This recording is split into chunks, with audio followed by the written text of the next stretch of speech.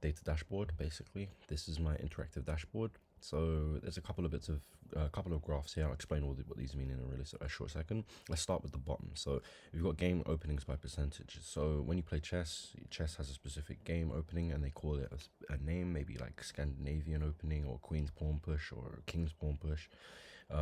Here you can see the frequency of these games being played. So or with this opening. So what this tells me, and the insights that I can get from this is basically I can see how often these are played, and then I can see which ones are worth more of my time perfecting and what I should practice playing against. Because if these are the ones that I'm playing the most against, it would make sense for me to increase the frequency of which,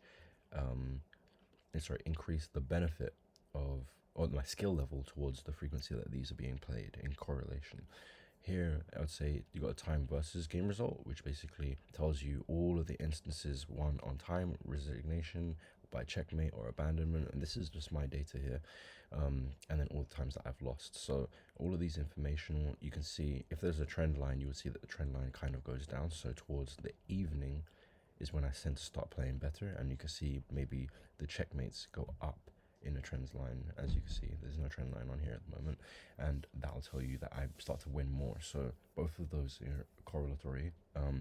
I would say that the won by abandonment and all of these tend to be pretty level, but more so in towards the evening. And then over here, the first and second move frequency. So first and second move frequency, the reason why this is important is it shows how descriptive and differential these games are. Every single game is almost borderline intrinsic, so learning a specific way to win is almost impossible within chess. So here you see that these are the less commonly played openings, which is like from the first moves that people make, and the first moves that people make pretty much take up within two iterations, and that takes up about 73% of the games being played. By the second move, the game is borderline almost intrinsic, with the played moves only taking up about 13% or 14% of games, which is very telling to tell you that every single game is unique. This is just a chess fact, not so much a fact about my play. In the bottom right, I have a table basically demonstrating the by morning, afternoon, and evening. This is done by UK time. I think it's GMT time, and here it tells you I win less at a 37% ratio to 62% ratio loss in the morning.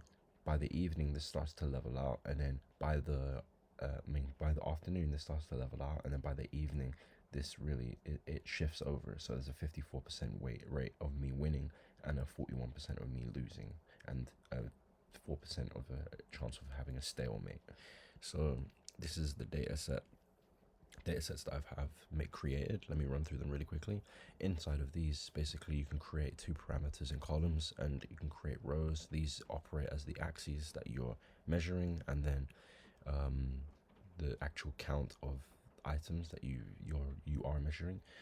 If you go to show me here, it gives you different data sets. Tableau is really intuitive in the sense of like it provides you based on the requirements that you've given how you can present the data, and you can choose and alter it to your best liking throughout. This took not so much time. I think Tableau is a wonderful project. That's it.